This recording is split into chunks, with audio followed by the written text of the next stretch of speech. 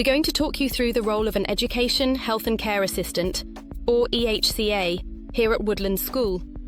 This is a vital position within our school and will outline the responsibilities, expectations and demands of the role. Who do you report to?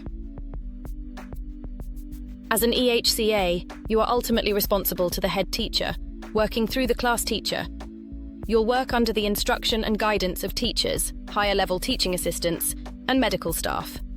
The HLTA within your classroom is your direct line manager. From the very start of your career here, they will carry out your performance appraisals with the class teacher. They will set targets and signpost training opportunities.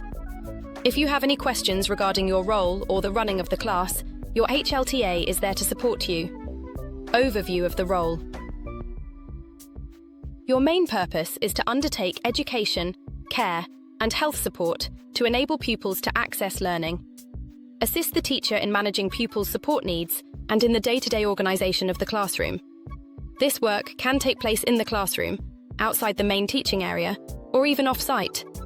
The job involves mostly working from instructions, occasionally using your initiative for minor decisions, and referring any problems to your HLTA or session lead. Education responsibilities. Your educational duties include providing specialist support for pupils with special needs, ensuring they have appropriate access to learning activities, assisting the teacher in managing pupils and the classroom environment, helping with the planning of learning activities alongside the teacher and HLTA, supporting the development and implementation of individual education and behaviour plans, keeping records of pupils' responses, learning and development, promoting pupils' emotional well-being, communication and independence skills, working closely with colleagues to deliver personalised learning plans, demonstrating classroom activities to new starters or less experienced staff when required. Run small groups on-site and off, for example, learning in the wider community or a regular session. Occasionally handling small amounts of money for school events, which are then passed to the office for processing. Health responsibilities. On the health side, you will participate in training for a range of medical competencies and apply this training to support pupils' needs. This can include gastrostomy support, emergency epilepsy treatment, and supporting children with breathing difficulties, such as those with a tracheostomy. Assist with developing and implementing healthcare plans. Provide first aid and welfare support, for example, caring for sick pupils. Undertake some routine medical support under the supervision of nursing staff. Care responsibilities. In terms of care, you will assist with developing and implementing risk assessments and personal care programs. Promote positive behaviour, deal promptly with conflicts and incidents in line with policy, and encourage pupils to take responsibility for their behaviour. Ensure pupil care and safety during learning activities. Carry out intimate care duties when required. Demands of the role. This role is physically and mentally demanding. It involves lifting, bending, kneeling, sitting on the floor, stretching, and sustained physical effort to support pupils.